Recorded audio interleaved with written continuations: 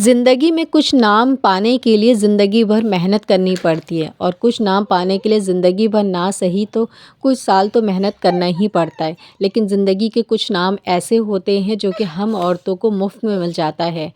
क्या हम उस नाम के हकदार हैं या फिर हमें बिना फालतू में वो नाम ज़बरदस्ती हम पे चिपका दिए जाते हैं। बेअक्ल, कम दिमाग, बेवकूफ़, इन सारे नामों को हमें मुफ्त में लोग दे देते हैं। जैसे कि उनके पास ना नाम देने का कोई पीएचडी उन्होंने कर रखी हो और उनका जो है ना पेशा ही यही हो। इसके अलावा अगर कोई मोटी है तो मोटी भैंस, अगर कोई पतली है तो सुक्कड़ हड्डी, और भी बहुत सारे नाम।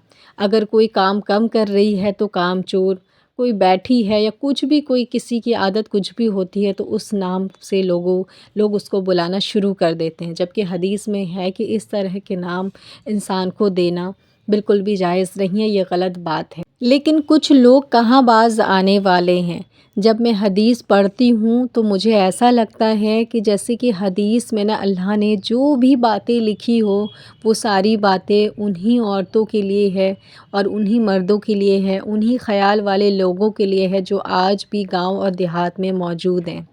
शहर में लोग पढ़े लिखे ना भी हों, पुराने ज़माने के हों, लेकिन वो देख के लोगों को सीख जाते हैं, अपनी आदत चेंज कर लेते हैं और समझ जाते हैं कि क्या सही क्या गलत है। लेकिन गांव देहात में आज भी वही चलता है कि शौहर के साथ बीवी खाना नहीं खा सकती, ये जायज़ नहीं है।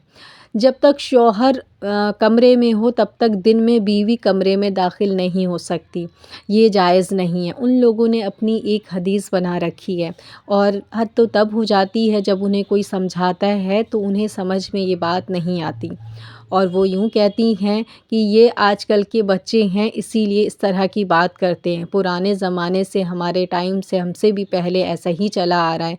अरे हम तो अपने शौहर के सामने कभी बैठे भी नहीं, बैठ के खाना तक नहीं खाए हैं।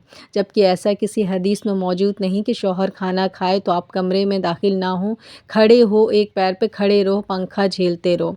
खिदमत करना अलग बात है, लेकिन खिदमत अगर ग़ुलामी बन जाए तो वो खिदमत नहीं होती। तो औरत को ना अभी भी गांव में ऐसा समझा जाता है कि वो अगर आ गई है शादी करके तो पूरे परिवार वाले के लिए वो एक नौकरानी और शौहर के लिए वो जो है ना एक ग़ुलाम होती है। मतलब कि उसकी जी हजूरी हर वक्त करती रहे। तो खिदमत में और एक नौकरानी और ग़ुलाम में ज़मीन आसमान का फ़र्क होता है। क्योंकि जब आप बीवी हैं एक और ख़िदमत करती हैं तो वो उसमें इज़्ज़त मिलती है, आपको सुकून मिलता है, आप खुश होती हैं।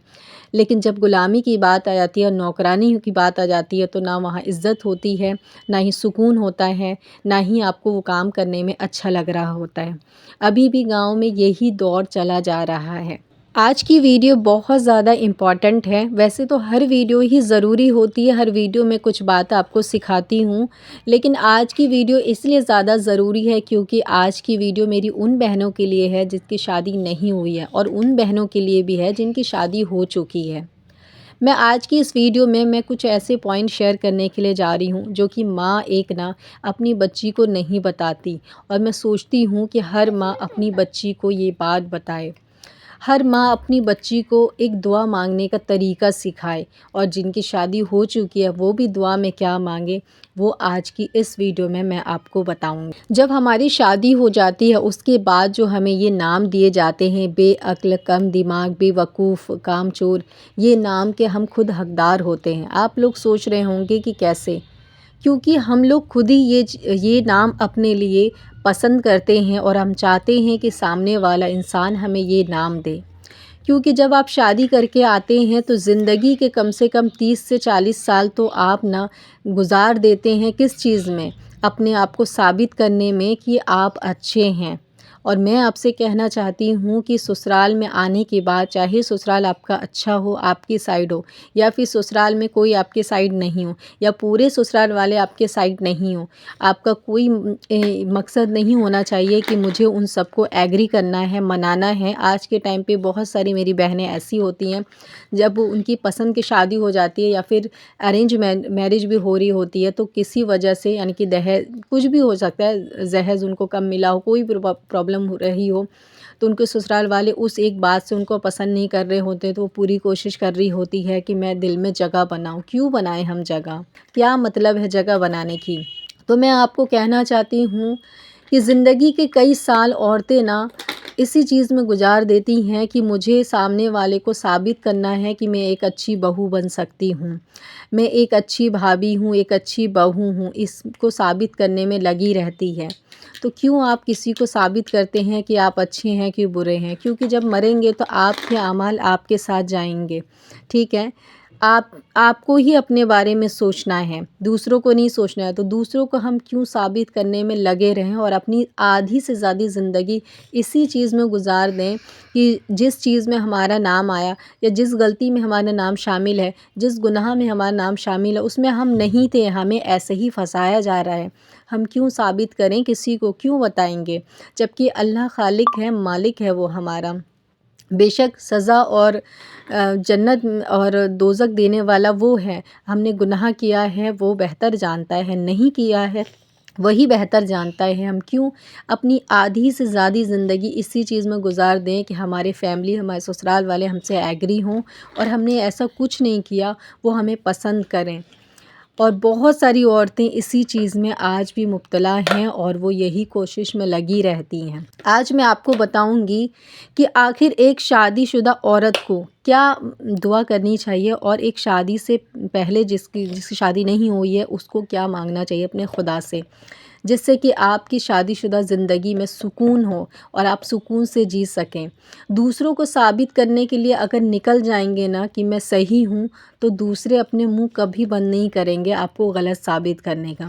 لیکن آپ نے اپنا صحیح ثابت کرنا جس دن بند کر دیا نا اور اللہ پہ چھوڑ دیا نا فیصلہ، اس دن اللہ ان سب کو خود سبق سکھا دے گا وقت کے ساتھ۔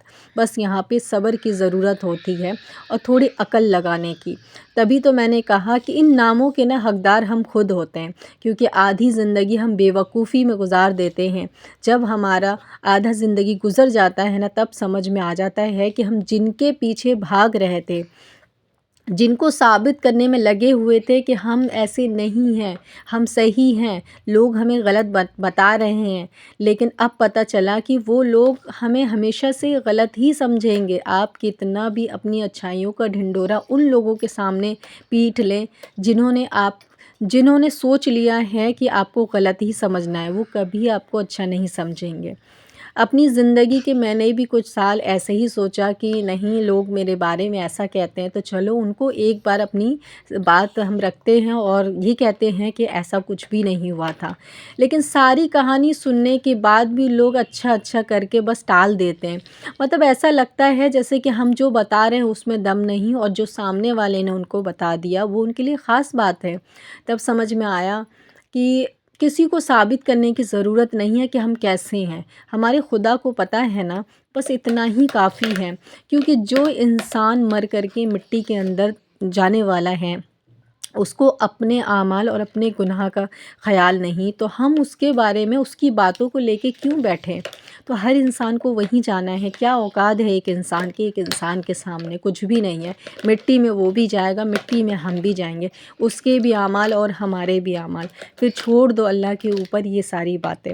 اب جو اللہ سے آپ کو دعا کرنا ہے اور ایک ماں کو بھی اپنی بیٹی کو سکھانا ہے نا، تو وہ یہ سکھانا ہے کہ شادی کے بعد نا صرف ایک انسان آپ کی طرف ہونا چاہیے اور آپ کا پورا توجہ، پورا خاطرداری، پورا خیال رکھنے کی ذمہ داری، فرض ایک ہی انسان کے لیے ہے، وہ ہے آپ کا شوہر۔ اگر آپ کا شوہر اچھا ہے نا تو آپ کی ساری زندگی اچھی ہے، آپ سکون سے اپنی زندگی میں اپنے گھر میں رہ سکتے ہیں، اپنے بچوں کے ساتھ، اپنے شوہر کے ساتھ۔ اگر شوہر اچھا نہیں اور سارا پریوار اچھا ہے تو آپ ایک دن بھی، ایک رات بھی، ایک لمحہ بھی سکون کے نہیں رہ پائیں گی، کیونکہ ہر عورت جو ہے چاہتی ہے کہ اس کا شوہر اس سے محبت کرے، اس کا خیال رکھے، اس کی ضرورتیں پوری کرے۔ شوہر کے اندر یہ باتیں ہیں تو وہ ہر عورت خوش نصیب ہے، شوہر کے اندر یہ باتیں نہیں تو وہ ہر عورت آج کے ٹائم پہ بد نصیب ہے اور مجبوری میں اپنے گھر سے باہر جاتی ہے کیونکہ ان کا شوہر ان کو خرچہ نہیں دیتا ہے، جوا شرابی میں پیسے اڑا دیتا ہے۔ تو ان بہنوں کا دکھ سنتی ہوں تو یہی سمجھ میں آتا ہے